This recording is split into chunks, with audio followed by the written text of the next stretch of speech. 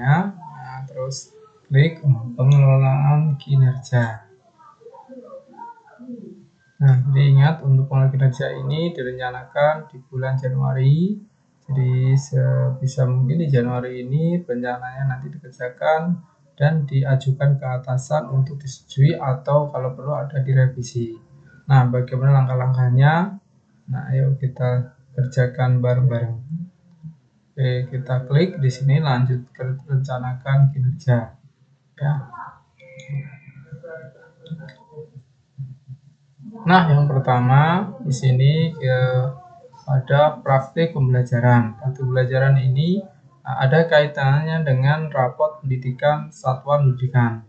Di mana jika di sana muncul bahwa yang belum bagus pada sisi ABC, nah di sini rekomendasinya sudah dimunculkan. Nah, kita bisa memilih salah satu, apakah tentang dispositif, peraturan kelas, interaktif, pembelajaran, dan instruksi yang tertib. Nah, saya pribadi sepertinya lebih memahami memilih penerapan disiplin positif. Nah, setelah kita pilih, nah di sana ada indikator lain juga, tapi karena ini sudah hijau, tidak perlu dipilih. Ibaratnya ini sudah bagus rapot pendidikannya. Yang kita pilih adalah yang warnanya merah. Nah, setelah kita pilih berubah seperti ini, kita lanjut ke pengembangan kompetensi. Nah, di sini ada penjelasan ya, Dirjen GTK nomor 700-7607 BB1HK dan seterusnya, bahwa kita diharapkan punya minimal 32 poin dalam satu semester untuk memenuhi ekspektasi atasan. Nah, ya di sini bisa kita pilih-pilih mana saja yang mau kita kerjakan untuk pengembangan kompetensi. Nah, sempat muncul ya bahwa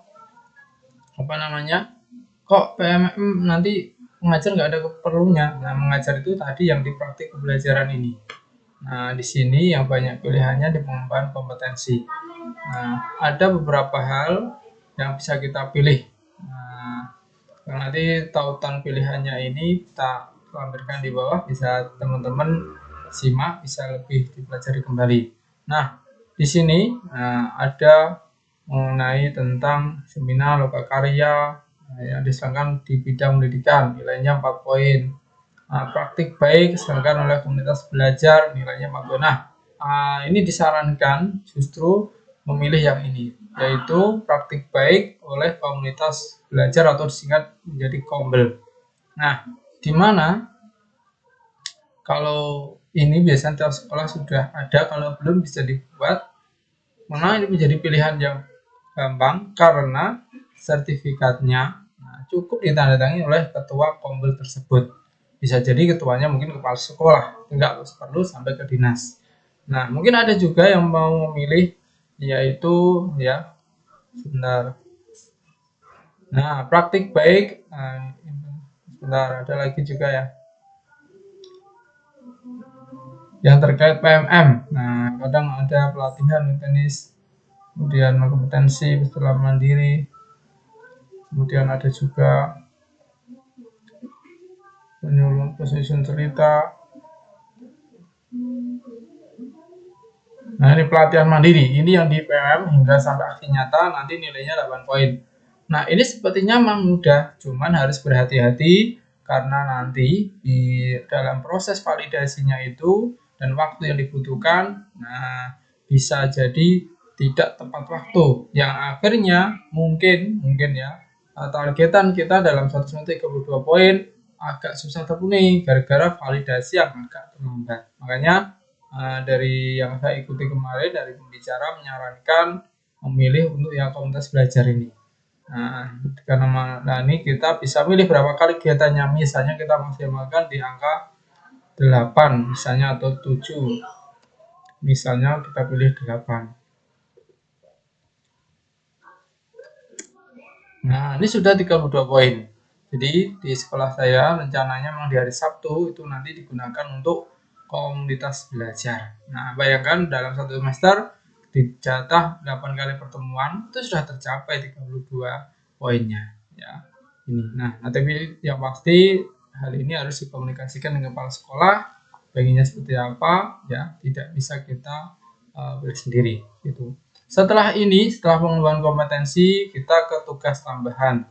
Nah, ada banyak di sini ya, nanti bisa dipilih.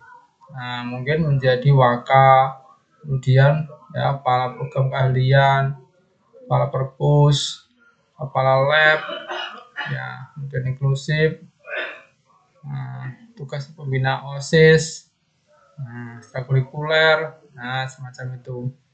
Nah, oke, sudah tambah satu, mungkin tambah lagi pembina OSIS.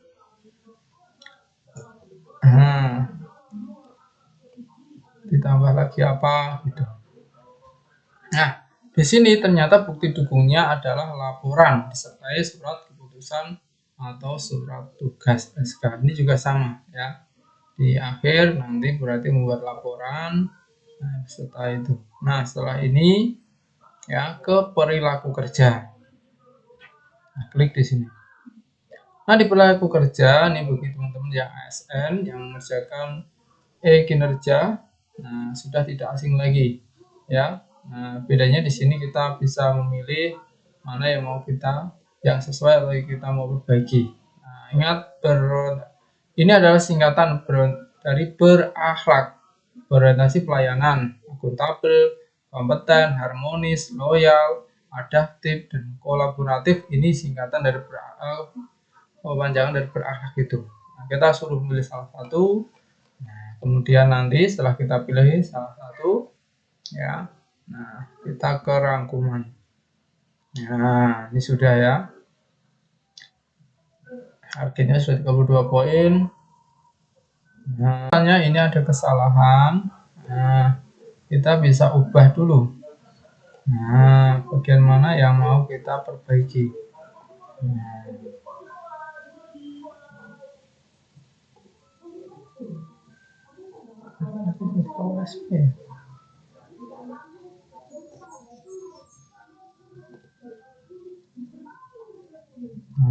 Ya bisa kita ubah kemudian ke rangkuman.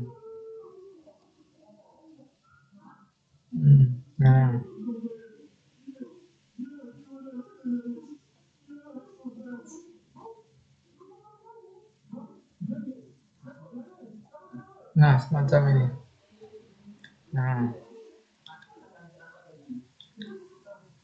Nah, nanti tinggal klik lanjut ajukan. Nanti otomatis akan terkirim ke akun dari kepala sekolah kita masing-masing. Di sana dari kepala sekolah akan memberikan tindak lanjut. Bisa jadi sudah diterima, tinggal kita nanti melengkapi atau mungkin ada yang revisi, dikurangi atau ditambah. Nah, seperti itu. Ya, jadi progresnya masih sampai bulan Juni 2024. Jadi tidak seperti yang kinerja yang harus tiap bulan. Kalau pakai yang kinerja versi PM ini, perencanaan satu kali di awal, tiap bulannya mungkin hanya pertemuan tergantung tadi yang kita mau ambil apa ini.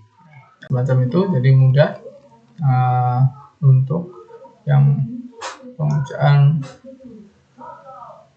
kinerja guru melalui BNN. Semoga bermanfaat. Sekian. Assalamualaikum warahmatullahi wabarakatuh.